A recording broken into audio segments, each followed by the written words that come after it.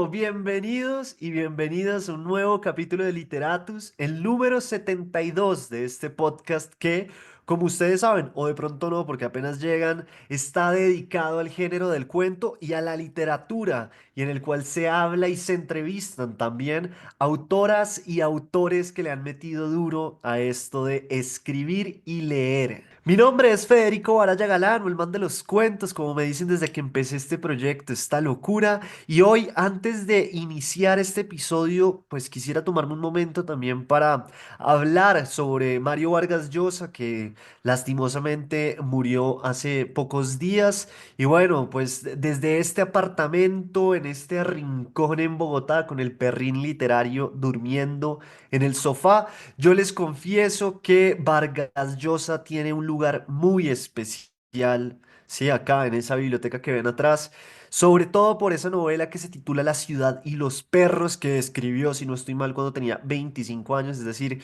Vargas Llosa era un animal de la escritura.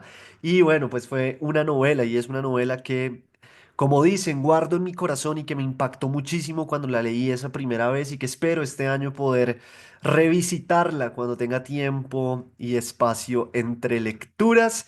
Y bueno, pues es muy triste, ¿no? Nos quedamos sin el último Nobel de estas latitudes. Se fue el escritor peruano. A mí me gustaría conocer cuál es el libro de ustedes favorito que haya escrito Mario Vargas Llosa. Como yo les dije, el mío es La ciudad de los perros. Entonces en los comentarios, dígame cuál es su novela favorita de Mario Vargas Llosa. Dicho eso, tengo una última noticia. Varias personas me han estado escribiendo por Instagram sobre esto y es, pues sí, efectivamente, sobre el taller de cuento de Literatus. Acabo de cerrar la primera tanda del año o el primer taller del año, que fueron dos grupos, unos los jueves y otros los sábados.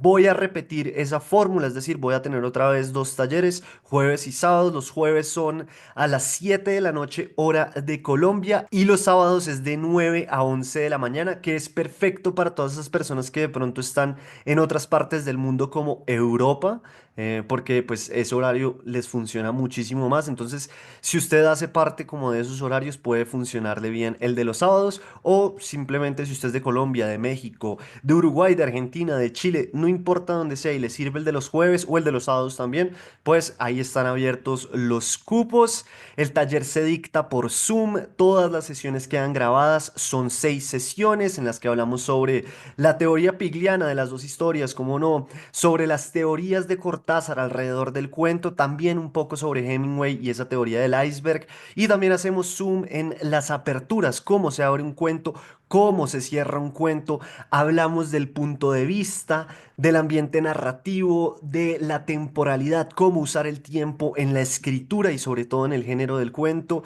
Hablamos sobre los diálogos y además de eso hacemos ejercicios prácticos para leer en mesa redonda y que usted al final del taller se lleve por lo menos 3 o 4 ejercicios que pueden convertirse en un cuento. Entonces, pues... No se quede con las ganas, inscríbase al taller de Literatus que empezará yo creo que en julio, entonces hay harto tiempo todavía para que se vayan animando a inscribirse a esta nueva versión.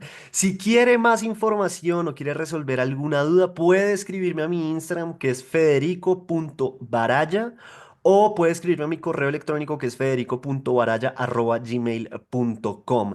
Por ahí yo le respondo todas las dudas que tenga, yo me la paso metido en las redes sociales, entonces no se preocupe que ahí me va a encontrar y podemos charlar y llegar a un acuerdo para ver si se inscribe al taller de cuento de literatus. Además, acuérdese que siempre tenemos un invitado, un autor o una autora invitada al final del taller para que le hagan preguntas, para que lo conozcan o la conozcan y para que resuelvan muchísimas dudas. Así que si tiene historias por ahí que no ha podido narrar o escribir y quiere contarlas, pues esta de pronto es su oportunidad para aprender del género del cuento y poner esas historias en el papel para que después otras personas las lean. Oiga, después de esa introducción, yo sé, un poco larga, espero que me perdonen, les cuento que la invitada de hoy es Carolina Vegas, escritora, periodista y editora del grupo Planeta, una de las editoriales más grandes hoy en día, yo creo.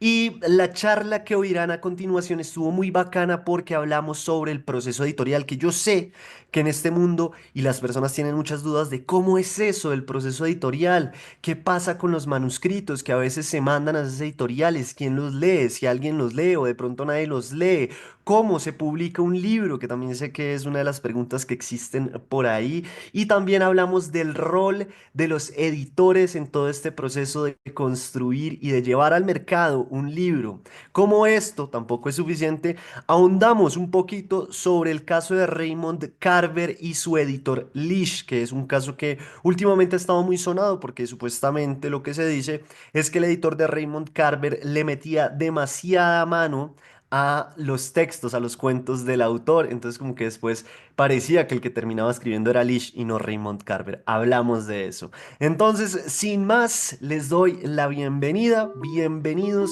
y bienvenidas.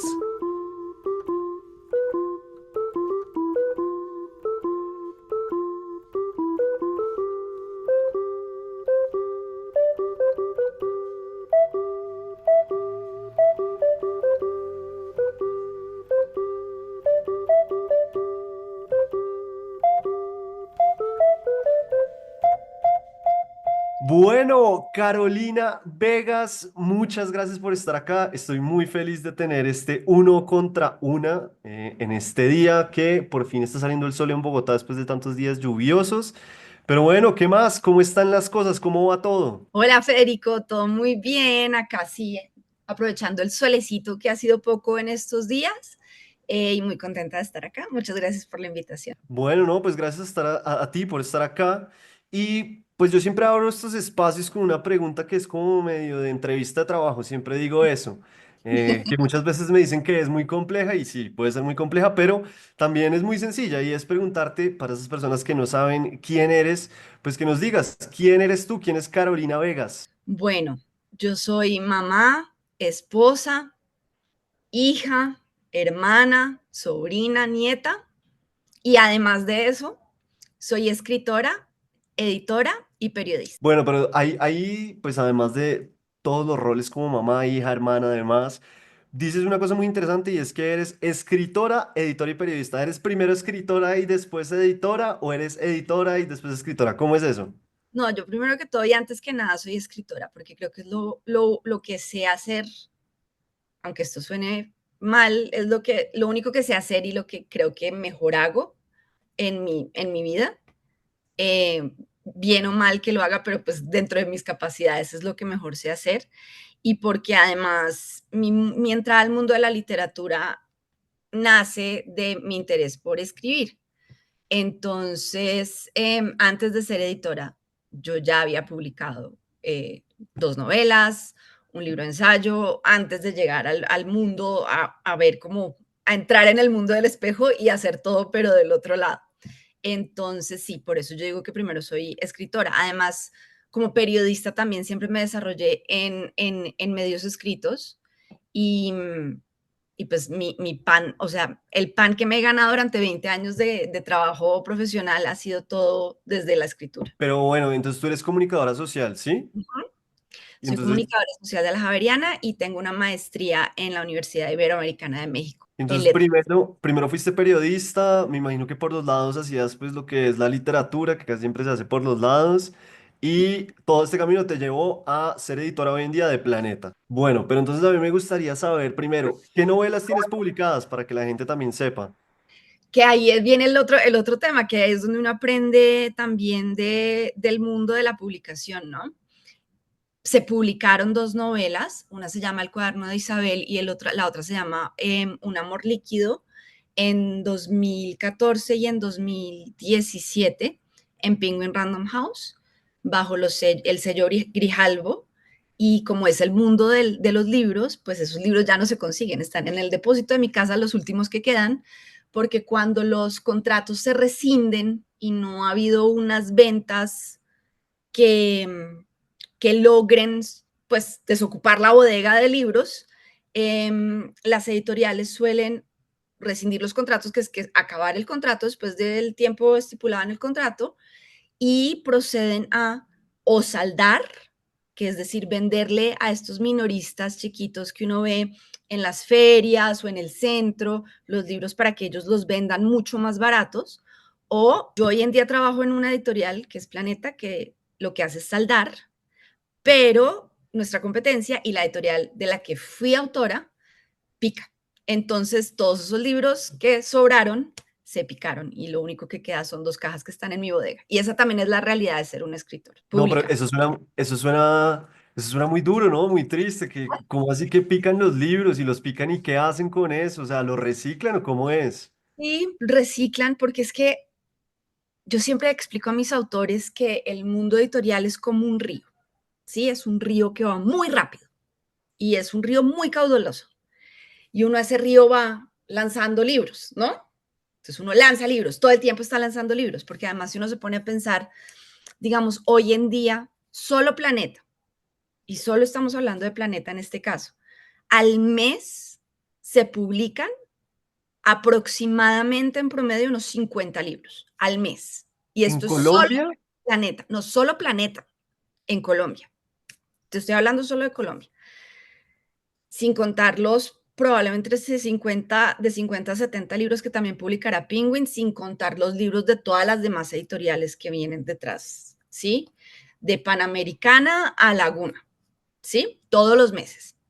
Entonces calcula la cantidad de libros que llegan a las librerías todos los meses, la cantidad de novedades. Entonces yo por eso a mis autores les explico, esto es un río, ¿sí?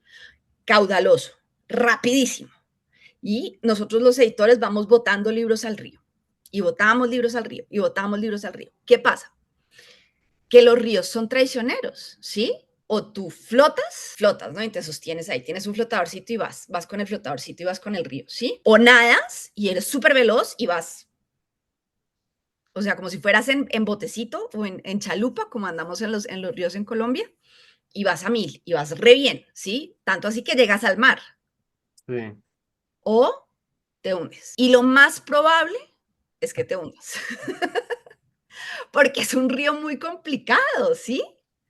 Entonces, en ese río tan complicado, al final los que flotan son poquitos y la mayoría se hunden. Y, Bien. y esa es la realidad del mercado, es un mercado voraz. Ya volveremos al río porque me interesa mucho, pero antes quisiera dar un paso atrás y preguntarte, Ujú. pues siendo editora de Planeta, ¿cómo es un día tuyo? O sea, no sé, yo me imagino, lees todo el día, te levantas a leer y te duermes, sí, pues leyendo, ¿cómo es eso? Ese sería el ideal y es lo que muchas veces quisiéramos los editores, tener mucho más tiempo para leer y editar, pero la realidad es que trabajando en una corporación pues también hay una cantidad de burocracia detrás, que uno tiene que llenar una cantidad de formatos, cosas del día a día, hacer presentaciones del día a día, tener muchas reuniones del día a día, y eso solo hablando de lo que tenemos que hacer nosotros internamente. Si a eso le sumas además las reuniones que tienes que estar teniendo periódicamente con los autores que todo el tiempo te están pidiendo, te están preguntando cosas, esa es otra parte grande, ¿no? Y luego la otra parte grande es hacer el scouting. ¿Qué es el scouting? Estar buscando esos libros y esos autores que queremos tener en nuestra empresa, en nuestra editorial. Entonces, el trabajo es fuerte, el trabajo es pesado, el trabajo es cuantioso y no es solo leer. Ojalá fuera solo leer y editar. Y además porque nosotros no lee, o sea, sí, obviamente, los editores somos grandes lectores, somos lectores principalmente, unos lectores muy críticos y unos lectores muy conscientes y muy juiciosos, pero además de lectores también tenemos que, en muchos casos, ayudar a estructurar, reorganizar textos y generar y crear al final ese producto final que es el libro que las personas van a leer. ¿Sí? Porque además tengamos en cuenta que de pronto dentro del mundo intelectual uno siempre piensa en libros eh, como libros de literatura o ensayos muy trabajados que todos, pero al final el trabajo en los libros, en todos los libros es un trabajo muy profundo y muy grande, pero hay mucho otro tipo de libros más que ese, ¿sí? Están los libros de bienestar, están los libros de crecimiento personal, están los libros de empresa, están los libros de cocina, o sea, hay todo tipo de libros, más allá de los que de pronto quienes oyen este podcast tienen en su biblioteca. Pero entonces, bajo esa idea, ustedes también cuando hacen este scouting de, libros que pueden publicar o pueden hacer o pueden ser parte de Planeta también tienen que tener un pensamiento de negocio, como de pensar, ¿este libro en el mercado funciona o no funciona? Claro, claro. Y ese es, o sea, porque al final una editorial como Planeta es una editorial comercial de gran escala, ¿sí? Entonces, no es publicar un libro que el que no estés convencido de que va a funcionar comercialmente en una editorial como esta es un despropósito tanto para el libro como para el autor. No estoy con esto juzgando de ninguna manera la calidad de ese libro o de ese autor, sino que sí tiene que estar como preparado para jugar en las grandes ligas. Entonces, no Claro. todos los libros ni todos los autores quizás están para este tipo de editorial, lo cual no quiere decir que sus libros o que esos libros o que esos autores no tengan un lugar dentro del mundo del libro. Pero sí, o sea, toca a veces pensar un poco en el panorama más grande y más amplio de lo que es esto. Bien, bien, me gusta mucho esa respuesta. Y yo quisiera saber, porque yo sé que hay mucha gente interesada en este tema, Ujú, ¿cómo es el scouting para encontrar esos libros? Yo sé que en la Feria del Libro van a estar publicando, pues van a estar presentando uno en el ujú, que podemos hablar como de ese proceso, cómo fue para que la gente también entienda ustedes cómo es que buscan estos, sí, ujú. libros o autores o autoras para publicar. Mira, eso también es curioso. O sea, yo soy editora de no ficción, ¿sí? Y dentro del mundo de la no ficción hay muchos tipos de libros. Yo principalmente edito libros de bienestar y ensayos. O sea, libros de bienestar, desarrollo personal, salud, temas y ensayos. ¿Cómo es el proceso de llegar a esos libros? En ambos casos es muy diferente, ¿sí? La mayoría de veces con estos libros de bienestar, salud y demás, es raro que lleguen manuscritos, ¿sí? Somos nosotros los que salimos a buscar a los autores, porque vemos que son personas dentro de este mundo que están empezando a sonar, que ya han creado una comunidad, que tienen unos seguidores, que tienen unos planteamientos que pueden ser interesantes, que pueden generar como un contenido chévere y diferente. Entonces nos toca ir a buscar, o sea, nosotros terminamos en muchos casos acercándonos a esos posibles autores y diciéndoles, miren, nos encantaría que hicieran un libro con nosotros. Entonces ahí nosotros estamos presentes como editores desde la gestación misma de la idea de ese libro. Y yo a muchos de esos autores les digo, porque es verdad, que yo no necesariamente estoy buscando libros, sino autores, ¿sí? Digamos, autores que me puedan ofrecer un primer libro que le vaya muy bien, un segundo libro que le vaya muy bien y generar un autor que luego se convierta en un autor de fondo, estilo un Alberto Linero, un Carlos Aramillo, un Santiago Rojas, que todos ellos son autores míos, ¿sí? Que yo he editado. No soy la única persona que los ha editado, pero en este momento soy la persona que los edita. Eh, o una Carolina Novoa o una Andrea Novoa, ¿sí me entiendes? O sea, hay muchas personas en ese ámbito y ese es el trabajo que hacemos con ellos. Entonces los acompañamos desde la gestación misma del libro, hacemos muchas reuniones para crear como el contenido eh, y los acompañamos en todo el proceso de escritura. Ese es un tipo de libro, ¿sí? O un tipo de libros grande, que es un pedazo grande de lo que es, de hace parte de esta industria y de lo que yo hago particularmente. Y luego por el otro lado están los ensayos, ¿sí?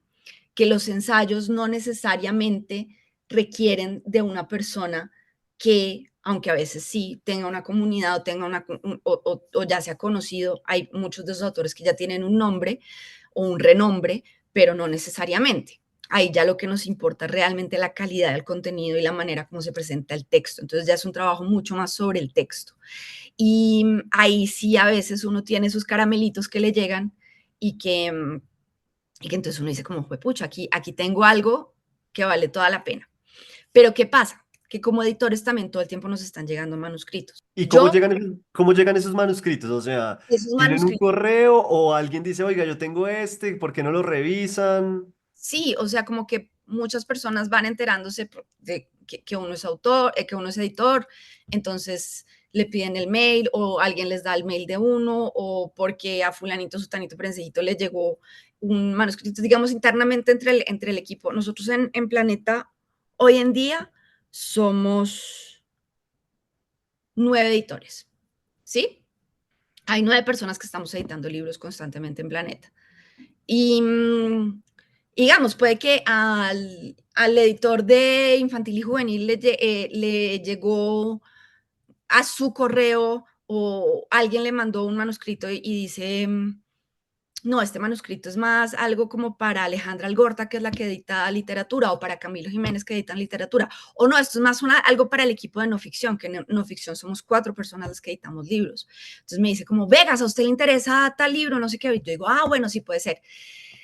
Como nos llegan tantos manuscritos, obviamente nosotros, como estamos editando en este momento libros, no es que tengamos la disponibilidad de tiempo Claro. siquiera de poder estar leyéndolos, porque es que es muchísimo. Y leer es un trabajo que requiere de tiempo y requiere de concentración. Entonces, el proceso natural que se hace es, nosotros tenemos muchos proveedores que son lectores, editores externos, eh, a quienes uno les termina enviando el manuscrito para que lo evalúen. Eso tiene todo un proceso también, o sea, hay un formato específico que ellos tienen que llenar con una cantidad de datos muy específicos para uno realmente ya luego leer ese informe y poder dar, o sea, poder decir como, sí, tengamos una reunión con esta persona y ya vemos más de cerca qué es lo que está planteando o definitivamente no, esto no va por nuestro lado, esto de pronto no nos puede servir para lo que queremos. Y así también uno va haciendo una preselección o un descarte. O cuando uno, digamos, porque ya uno, o sea, ya cuando uno tiene cancha, uno empieza a mirar y, digamos, mira las primeras páginas de un manuscrito y uno ya dice como, esto puede funcionar, lo mando a evaluar. Esto de pronto no puede funcionar, yo creo que le decimos que no, muchas gracias.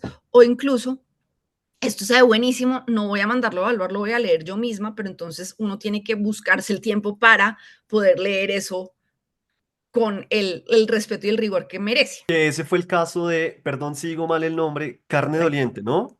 Carne doliente de David Fajardo. Que es el libro que van a estar presentando en la Feria del Libro, Uh -huh. para que la gente sepa, vaya, yo voy a estar ahí también presentándolo. Y bueno, este libro, ¿de qué se trata? Hablemoslo así rápidamente también para que la gente lo entienda. Bueno, este libro es súper interesante porque David Fajardo es un filósofo colombiano que vive en México. En México tiene ya una beca de postdoctorado con el CONACYT, que es pues como una institución súper importante del conocimiento en México y trabaja en la UNAM, en la Universidad Nacional de México. Eh, y no sé si lo dije bien lo de la UNAM, pero es la UNAM, la de los Pumas de la UNAM. Cachun, cachun, rara. El caso es que él, eh, toda su carrera postdoctoral, no, toda su carrera eh, de posgrado, desde su maestría, doctorado y postdoctorado, lo ha dedicado al estudio del dolor desde la filosofía. Entonces, bueno, claro, uno dice el estudio del dolor desde la filosofía, eso suena súper heavy, como pesado, como denso. Y puede que sí, dentro del mundo de la filosofía eso es una rama de estudio, pero él en el 2018 tuvo una experiencia personal y es que empezó a vivir con una ciática crónica que empezó a afectarlo muy profundamente y empezó a vivir con un dolor crónico. Y el hecho de no solo estar estudiando sobre el dolor, sino estar experimentando el dolor, le empezó a generar una cantidad de preguntas, dudas y cuestionamientos que lo que hizo fue, pues, empezar a escribir al respecto, desde su conocimiento, desde su teoría, pero también desde su experiencia. Y lo que él empezó a escribir ahí se convirtió en un ensayo que va a caballo entre un ensayo divulgativo y un ensayo narrativo con una prosa absolutamente exquisita, que es de esos caramelitos que uno no siempre encuentra, porque no siempre una persona que tiene un conocimiento profundo en un tema tiene Sabe una escribir. pluma, tiene, no, Sí. o sea, más que saber escribir, porque una cosa es saber escribir y otra cosa es tener una pluma y una prosa, pues realmente fantásticas. Entonces, aquí en él se junta todo esto y este fue un manuscrito esos que me llegó, que le llegó a un editor, a otro editor, y que el editor, pues la editora, que fue en este caso Alejandra Algorta, que somos vecinas de puesto, me dijo, Vegas, esto es para usted. Y yo leí las primeras paginitas y dije, pucha, esto está buenísimo, lo voy a leer yo. Y le escribí a David en ese momento y le dije, mira, por favor, tenme un poquito de paciencia porque me va a demorar. No tengo en este momento el tiempo para poder dedicarle con lo que quiero dedicarle, pero apenas lo lea, cuadramos una reunión. Y en efecto pasaron varios meses, o sea, fácilmente pudieron haber pasado unos 4 meses hasta que pude realmente agarrar el texto y leerlo. Y ya una vez lo leí, de una le pedí una reunión y hablamos y le dije, bueno, ya, este libro va a salir, ¿sí? Bien. Este libro sale, este libro se publica. Y ya, pues nada, se ha ido dando la situación y la circunstancia. Contamos con la maravillosa posibilidad que contacté a Piedad Bonet y le pasé el manuscrito cuando todavía acaba de pasar apenas por el proceso de corrección de estilo y le pasé ese manuscrito ya corregido y ella lo leyó y le encantó y amó tu propio, escribió la contra del libro y de ahí sacamos el blurb que va en el libro, pero pues Piedad no necesariamente es una persona que, pues, el respeto que yo tengo por Piedad es absoluto, entonces obviamente no es una persona a quien uno le vaya a llevar cualquier libro, que ella no Claro. se va a tomar el tiempo de leer cualquier libro, y mucho menos de escribir un blurb o una fajilla, una contraportada para cualquier libro, entonces esto para nosotros es como un bautizo muy importante. Mario Mendoza también ya lo leyó y le encantó, mejor dicho, como que ya también uno sabe que su instinto, que su olfato pues ya después de tanto tiempo uno ya tiene como un olfato un poquito más desarrollado para esas cosas.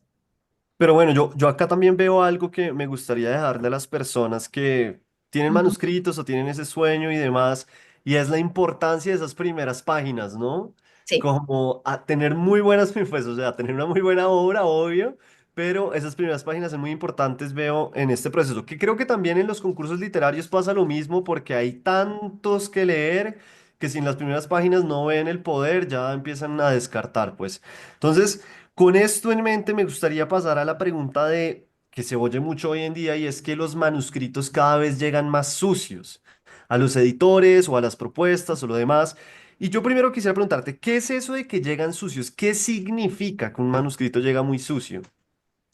Bueno, que llegue muy sucio es que quizás en el afán de tener un manuscrito no se tomó el tiempo necesario para eh, realmente, o sea, cuando tú entregas un manuscrito tienes que pensar que estás escribiendo un libro, ¿sí?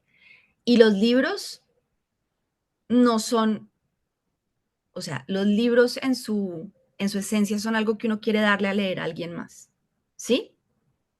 Entonces, ya desde entrada, eso tiene que tener como un sentido de la claridad de la escritura. Más allá de la belleza de la prosa, tiene que haber una claridad en la escritura, tiene que haber una claridad en la estructura, tiene que haberse pensado muy bien qué se va a escribir, cómo se va a escribir, cuándo se va a escribir, o sea, qué es lo que quieres contar y cómo lo quieres contar. Porque al final todos los libros sean del tema que sea, están contando una historia, ¿sí?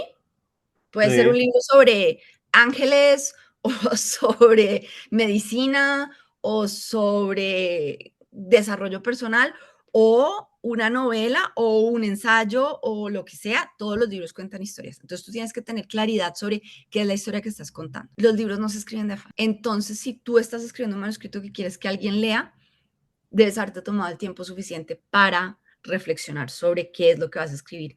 Debes haber tenido algún tipo de entrenamiento en escritura. El que sea, hoy en día se ofrecen muchísimos talleres, diplomados y demás, pero si tu finalidad es tener un manuscrito que vas a entregar a alguien porque quieres que se convierta en un libro que alguien ha de leer, prepárate para hacerlo, ¿sí? No es algo Claro. que, o sea, sí, claro que hay un talento dentro de la escritura, pero yo creo que también tiene que haber un conocimiento previo, ¿sí? Y ya una vez tengas todo eso y hayas escrito un manuscrito, mi recomendación es dáselo a leer a personas, ¿sí? Pero ¿a qué tipo de personas? Esa es una pregunta que me parece importante porque las lecturas son muy distintas, ¿no? Sí, digamos, cuando uno está en este mundo, pues obviamente las personas que conoce son grandes lectores, pero seguro dentro de las personas que conoce cualquiera hay algún buen lector, ¿sí?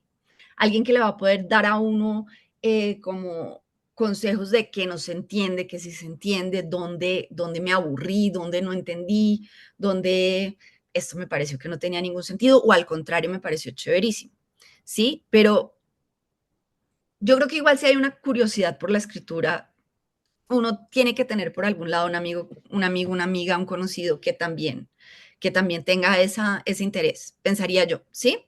O la mamá, de pronto la mamá es una gran lectora, pero dárselo a Sí. alguien más. Y otra cosa que también le recomiendo mucho a mis autores siempre es lean en voz alta sus textos, ¿sí? Cuando uno lee en voz alta va a entender o no va a entender, porque se está oyendo. Yo creo que Y va muchas a ver veces cómo suena, ¿no? Que eso sabe también es cómo muy suena, importante. claro. Y sobre todo si lo que está escribiendo tiene un sentido, porque yo siento que escribir también es tener como un orden mental, ¿sí? También cuando uno habla tiene que tener un orden y una estructura mental, pero cuando uno escribe eso tiene que estar muchísimo más claro. Entonces la lectura en voz alta le permite a uno entender si eso sí está hilado o no, porque a veces también hay un tema de hilación. Muchas veces la gente nos dice, no, no, es que no tengo buena ortografía, es que no tengo buena puntuación. Esas cosas se pueden corregir, porque finalmente en el proceso de hechura de un libro, pues hay correctores de estilo, estamos los editores, nosotros todos tenemos un conocimiento del lenguaje, pero el hilar, el hilar la historia que estoy contando, el hilar el contenido de una manera clara, creo que es más importante todavía que saber poner las tildes.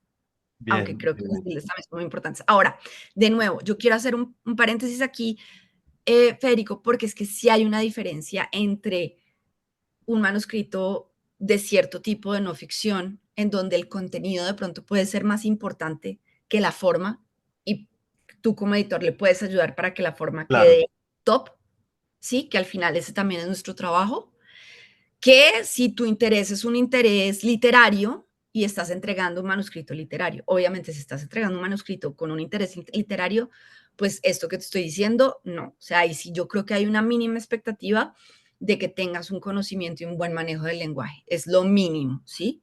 Que si estás entregando un manuscrito no tenga errores. Pero de nuevo, te estoy diciendo, son claro. dos paralelos distintos, ¿sí? Porque, digamos, no todas las personas que escriben libros, o sea, no todos los autores de libros de no ficción necesariamente han de ser escritores, ¿sí? En cambio, todos los autores de libros de literatura, literarios con un fin literario, sí deben ser escritores, sí deben tener un conocimiento del lenguaje. Entonces, ahí sí yo creo que un grave error es entregar, por ejemplo, un manuscrito, las primeras 3 páginas estén mal puestas las tildes, no tengan comas, no tengan puntos, o sea, son dos Claro. mundos distintos, ¿sí? Son dos universos diferentes. Listo. Aquí entraste también en un tema que pues tenemos que ahondar en esto y es Ujú, cuál es el rol del editor, perdón, porque sí es interesante ver también qué hacen los editores. Ese día que nosotros estábamos ujú. viendo las novedades de Planeta para la Filbo, tú me dijiste algo que me quedó sonando y es que el rol del editor pues es muy estar detrás, ¿no? O sea, no tienen nada de luz, por así decirlo, sino, pero también hay mucha importancia. O sea, en algún momento me dijiste que un buen libro también depende en gran medida de un editor. Sí. O sea, los editores somos acompañantes. Yo siempre digo que los editores somos como las dulas de los libros. Las dulas son las que acompañan el proceso de gestación y parto de algunas mujeres, no todas, obviamente. Esto es bien hippie, esto es un concepto hippie. Pero sí, somos acompañantes. O sea, el bebé no es nuestro, pero estamos ayudando a que el bebé nazca súper bien. Y no solo que nazca súper bien, sino que sus primeros meses de vida sean fantásticos. Para eso se necesita un editor, ¿sí? Porque un editor es como otro ejemplo que yo siempre les doy a mis autores es como los champions de los, o sea, en el medioevo cuando había estas gestas, estas peleas ante el rey, ¿sí? O un duelo. Entonces uno podía decir como yo voy a ir a pelear, yo, ¿sí? Yo me voy a ir con mi ballesta y voy a pelear encima de mi caballo.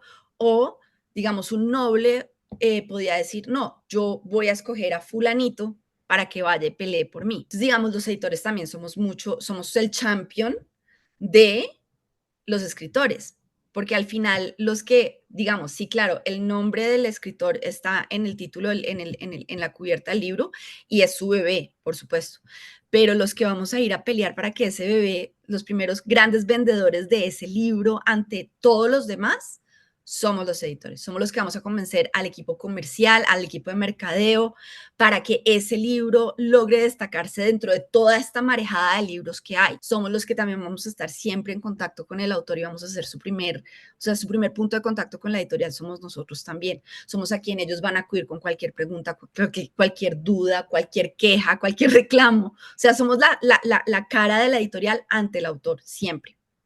Y también la cara del autor ante la editorial. Entonces, ese es el papel que nosotros jugamos como editores también, además de acompañar durante todo el proceso de gestación y creación del libro. Entonces, sí, yo creo que un buen editor es invisible, pero su trabajo no es invisible para nada. Su trabajo ayuda a que ese libro en ese río logre obtener un flotador. Pero eso está increíble porque hay una dualidad también ahí muy interesante, como que cuando uno piensa en el editor, normalmente piensa es esta persona que ayuda en el proceso de escritura, pues, Ujú, y no tiene en cuenta todo este rol también como de impulsar el libro dentro de la misma organización, ¿no? Como ir ujú. a venderlo al equipo comercial, que me imagino que el equipo comercial también debe tener como muchas preguntas alrededor de los libros, como, pero esto sí le va a ir bien comercialmente, y a ustedes les toca también eso, supongo. Sí, claro, claro, claro, claro. Nosotros todos los meses, y eso pasa en todas las editoriales, hay un comité del plan de dentro de 2 meses, que es el que saldrá a publicación, en donde nosotros presentamos los libros que ya están en proceso de terminar su diseño y pasar a impresión. Y es donde se definen, por lo menos en Planeta, se definen las tiradas, es decir, cuál va a ser la apuesta que va a hacer la empresa, que va a ser la editorial en cada libro, por la cantidad de libros que se van a imprimir de entrada en una primera edición. Entonces ahí nosotros somos quienes tenemos que convencerlos pues Claro, porque obviamente además nosotros ya estamos convencidos, digamos, si un claro. editor, si un editor adopta un libro y empieza a trabajarlo con el autor, ya hay un convencimiento detrás, o sea, ya uno está metido en el rollo, o sea, ya ese Sí, sí, libro sí. es también de uno y uno está convencido y uno quiere que ese libro tenga el mejor destino posible. Entonces ya ahí nosotros somos los que tenemos que entrar a decirles, miren, este libro vale pena por tiene lo vemos así, y lo presentamos. Hablemos un poco más del proceso ya de edición y del rol de los editores. ¿Qué tanta mano pueden meter los editores en un texto? Es decir, ¿qué tanto pueden ustedes entrar y decir, no, esto hay que reescribirlo y ustedes mismos coger y reescribir esa página, pues? Pues yo que trabajo en el ámbito de la no ficción y como te digo, edito muchos libros de bienestar y todo, yo meto mucha mano. Yo meto mucha mano y ayudo mucho a mis autores para que esos libros queden súper bien, porque pues mis autores no Claro. necesariamente son curtidos, son escritos. Claro que también los tengo, ¿sí? También tengo escritores súper curtidos que son autores míos, y igual yo siempre voy a hacer sugerencias y ajustes y cambios. Pero yo también siempre siento que el proceso de edición también es una conversación, ¿sí? Es una conversación que tú vas generando con el autor y con el texto, en donde también lo que vas es destacando preguntas que te quedan, ¿sí? De vacíos, de cosas que no te quedaron claras, de pronto que aquí faltó explicar una cosa mejor, que esto de aquí arriba no conecta con lo de aquí abajo, entonces este párrafo de pronto aquí no va, sino que va mucho antes o de pronto va mucho después. Todo eso hace parte del proceso de edición para que el texto quede lo más hilado y claro posible. Pero digamos entonces en el caso de Gordon Lish y Raymond Carver, que de pronto para la gente que no sabe, pues Raymond Carver es este autor de Estados Unidos del realismo sucio que llaman, y Gordon Lish fue su editor y pues Gordon Lish es una persona muy famosa, ¿no? O sea, fue editor de personajes muy importantes y lo que se dice hoy en día es que básicamente Gordon Lish era el que escribía los cuentos de Raymond Carver. Pero sí, o sea, ¿tú qué ves ahí? ¿Tú qué crees? Bueno, ahí hay un punto súper importante en el caso de Gordon Lish y Raymond Carver, que además les recomiendo muchísimo un libro fantástico que cuenta esa historia muy bien, que se llama Los fantasmas sí existen, de Luis Fernando Afanador, que salió el año pasado en sello Ariel de Planeta. Em, y es el respeto, ¿sí? ¿Por qué? Porque en estas conversaciones que hay, o sea, entre estas cartas que hay entre Raymond Carver y Gordon Lish, hay partes ya después, incluso cuando va a sacar el segundo libro, en donde Raymond le está diciendo, no estoy de acuerdo con los cambios que hiciste a mis textos, ¿sí? Y Gordon Lish igual está mandando a imprimir. Claro. Entonces, eso no puede pasar. Entonces, el editor es una persona que va a ayudar al autor a que su libro sea lo mejor posible. Pero quien aprueba ese manuscrito final, quien aprueba esa cubierta final, es el autor, ¿sí? Digamos, yo puedo hacer muchos ajustes a un texto, pero yo tengo la obligación de hacerlo con control de cambios para que la persona pueda ver qué fue lo que yo Claro. cambié, ¿sí? Y también pueda decir, no, Caro, yo no estoy de acuerdo con eso. No, no estoy, este párrafo no quedó claro, entonces, así como lo estás diciendo, no está bien. Entonces, por eso digo que es una conversación desde el respeto, porque tú no puedes entrar a cambiarle el sentido a un texto, que es básicamente lo que está haciendo Gordon Lish, ¿m? y pretender además que luego eso salga impreso con el nombre del autor, cuando el autor no dio la aprobación final. Entonces lo de Gordon Lish y Raymond Carver es una cosa muy complicada, porque de nuevo, sí, claro, yo estoy ahí para apoyar al autor, pero el momento en el que el autor me dice, esto no va, No. no va, ¿sí? Sí. Yo no puedo tomar una decisión unilateral y decir, voy a mandar a imprimir este libro así como lo hice, como lo dejé, porque es que este no es mi libro, de nuevo. Sí es mi libro en el sentido de que yo lo voy a defender a capa y espada, pero no es mi libro en el sentido de que mi nombre no está en esa cubierta. Claro, no, y se habla mucho hoy en día de este caso de Gordon Lish y de Carver, como que está muy en boga o se está hablando de eso, porque sí, efectivamente, últimamente se oye mucho decir que Carver no era el que escribía, sino que era incluso Lish. Pero también hay otra frase que me gusta, que creo que es de Toni Morrison, que ella decía, em, que el buen editor también es muy cruel, ¿no? Como que tiene un ojo muy frío y no es el amigo del autor, ni es como, sí, el que se la pasa diciéndole que está súper o que es lo mejor, sino que los buenos editores también en ese sentido son fríos y crueles, ¿no? Sí, sí, pues yo no soy fría ni cruel, pero no creo serlo, pero sí tiene que ser alguien que sea honesto porque está trabajando precisamente para darle a ese libro un flotador en el río. Y al final del día, el libro del tema que sea, de nuevo reitero, si ese libro no está bien narrado, hilado y el texto no se sostiene, por más famoso que sea el autor o por más renombre y más comunidad que tenga, pues ese libro no va a tener un flotador en el río. Porque la gente no va a pasar de la página 10. Y al final también, claro, los libros que terminan vendiendo muchísimo, muchísimo, muchísimo, venden muchísimo por el tema o por el autor, pero también porque si tú lo leíste y a ti te generó un impacto que te hizo cuestionarte, pensar en eso, cambiar tu vida, lo que sea, tú vas a recomendarle ese libro a alguien más. Y al final la industria del libro depende, o sea, por más de los millones que uno le meta al mercadeo, a la publicidad, todo, al final del día, los libros también flotan en el río porque alguien se lo recomendó a alguien más. Y ese se lo recomendó a alguien más. Y así. Y se armó un voz a voz que hizo que pues el libro se venda más. Bien, bien. Y yo tengo esta pregunta que también es muy mía, pues como que quisiera saber tu perspectiva. Es más enfocada hacia la literatura, Uh -huh. como la gente que hace literatura, cuento, novela, poesía, y es, ¿puede haber escritor sin antes ser lector? No. ¿Por qué? Primero porque es que es el sentido de la vida, ¿no? Si tú no lees a los demás, ¿cómo pretendes que los demás te lean a ti? O sea, es como tienes que ser un poco demasiado ensimismado para pretender que los demás te lean cuando tú no has, como dicen en inglés, paid your dues, ¿no? Pero además es porque la única manera de aprender a escribir, y esto lo han dicho todos, es leyendo, porque es leyendo que tú vas a aprender cómo contar historias, cómo encontrar la manera de contar luego tus propias historias a partir de lo que leíste y te gustó o a partir de lo que leíste y no te gustó. ¿Sí? Tienes un punto de comparación. Y porque al final del día también esta corrección en el lenguaje no es solo un tema teórico, es un tema que se ve aplicado en el texto. Y si tú no lees el texto, no vas a entender la aplicación del buen lenguaje. Bien. Entonces sí es muy chistosa la gente que quiere escribir y no lee. Y se oye mucho, se oye mucho. Yo no leo, pero sí escribo. Sí, sí, sí. Sí, por eso la hago, porque a mí también me sorprende mucho cuando oigo eso. Sobre todo Sí. hoy en día, pues que estamos en el mundo de las redes sociales y demás.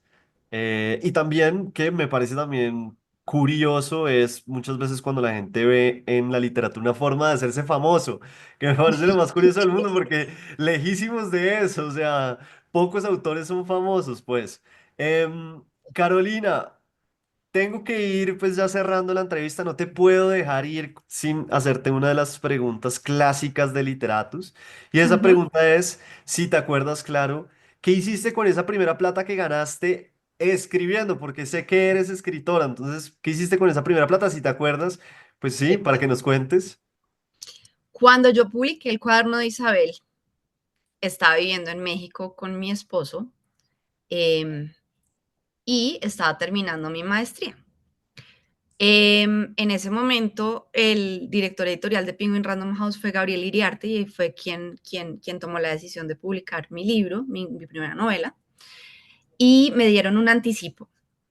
Y me acuerdo perfecto que ese anticipo lo usé para pagar el año de Colmédica siguiente. Lo usé para pagar mi salud, que al final termina siendo un poco, sí, el real, o sea, sí, la posibilidad de poder pagar la salud, la seguridad social y la salud, creo que es la finalidad principal de todo escritor, eh, tenga o no tenga un trabajo con Claro. fines alimentarios o solo sea pues un escritor a full time, que creo que es muy difícil, Fede, que haya personas que realmente puedan simplemente dedicarse al tema de la escritura full time, ¿sí? Entonces al final uno Sí, siempre sí. termina robando el tiempo y usando esa plática, que no suele ser mucha, en esas necesidades eh, que tiene, Básicas. sí, que tiene Sí. su día a día. Igual si uno mira, creo que a través de los episodios de Literatos eso ha sido un común denominador y es que autores muy importantes en su vida tuvieron trabajos muy variopintos porque mientras escribían buscaban las maneras también de sobrevivir. E incluso en esta pregunta que le suelo hacer también a los autores, a las autoras, a los editores y demás, casi siempre la respuesta es esa, que pagaron el arriendo, pagaron los recibos. Entonces, sí, Katia Adawi la otra vez me dijo que compró una nevera. Entonces, que cuando veía la nevera sabía que la literatura le permitía tener fríos los alimentos. Entonces, sí, pues nada, me parece que es muy interesante, es muy bacano y yo creo que la gente no... Pues sí, no lo tiene tan claro, como que muchas veces pensarán, no, se compraron un Ferrari, no me dejas, pero por decir cualquier cosa, y lejos de eso. La literatura, yo creo que la literatura y los libros en general difícilmente dan fama o riqueza. Son muy pocos los escritores y los autores que tienen esas posibilidades. Eh, y, y realmente yo creo que si uno toma la decisión de escribir o de trabajar en los libros, como hago yo finalmente también como editora, es una decisión que parte de un profundo amor y un profundo respeto por los libros. Y es que ahí está el punto, ¿sí? Que eso era también otra cosa que hablábamos ese día, Federico, y es que uno siempre cree que los libros están para siempre, pero no. Los libros también son efímeros, ¿sí? Pero eso no quiere decir que uno no tenga un amor profundo por los libros. Eh, y un respeto profundo por los libros. Entonces, a veces, yo sé que hay el dicho que dice que todos debemos plantar un árbol, tener un hijo y escribir un libro, y yo creo que es súper, o sea, que no es verdad, no es verdad. No todo el mundo tiene la mano para plantar un árbol, porque no todo el mundo tiene la facilidad porque también eso es un tema de energías, no todo el mundo tiene la energía para mantener viva una planta, ¿sí? No todo el mundo está destinado a tener hijos, ya sea porque no quiere tenerlos, no puede tenerlos, o de pronto no debería tenerlos, ¿sí?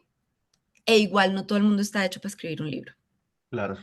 porque aunque todos tenemos historias que contar, yo creo, no todas están hechas para que las demás los lean. Bien, bien, bien, me gusta mucho eso. Y para dar un poquitico más de contexto antes de cerrar, claro, ese día hablábamos como que yo tenía una pregunta muy específica y es que también muchas veces la gente suele apresurarse para publicar, ¿no? Con el camino que fuera. Entonces yo decía que a mí lo que me preocupaba de eso, en algún sentido, es que los libros quedan para toda la vida. Entonces, no sé, 20 años después alguien cogiera ese libro y se diera cuenta que, pues efectivamente el libro era muy horrible. Pero pues claro, entonces Carolina me explicaba que eso no pasa y que, por ejemplo, se pican los libros, como ya dijimos al principio, pues del episodio.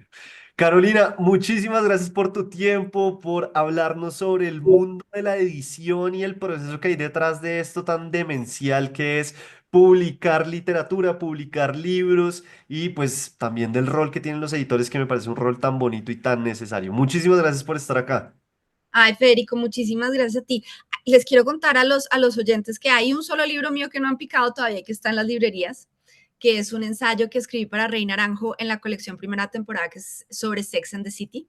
La colección primera temporada son estos libros chiquitos de escritores colombianos escribiendo sobre televisión. Entonces, Ese sí se lo recomiendo porque no lo han picado Bien, aún. bien, me parece buenísimo. Sí, esta serie de libros que también tienen como How I Met Your Mother, Ujú. creo que El Chavo del Ocho, entonces sí, para que lo revisen y busquen este que es Sex and the City. Listo, Es- buenísimo.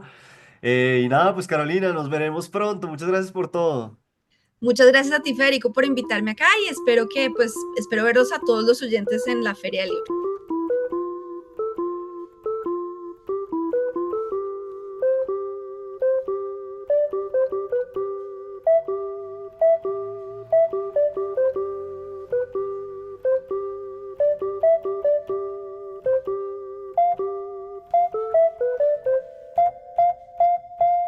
En este capítulo número 72, la entrevistada fue la escritora y editora Carolina Vegas. Acuérdese de que si quiere ser parte de los siguientes talleres, solo tiene que escribirme a mi correo que es federico.baraya@gmail.com o a mi Instagram que es federico.baraya. No se quede con las ganas de aprender sobre el género del cuento y de escribir esas historias que tiene para contarle al mundo. Simplemente escríbame que ahí yo le voy a responder. Los espero en este rincón del mundo para hablar más de literatura y sobre todo del género del cuento. No olvide escribir en los comentarios cuál es su novela favorita de Mario Vargas Llosa y nos oímos aquí mismo en un siguiente capítulo.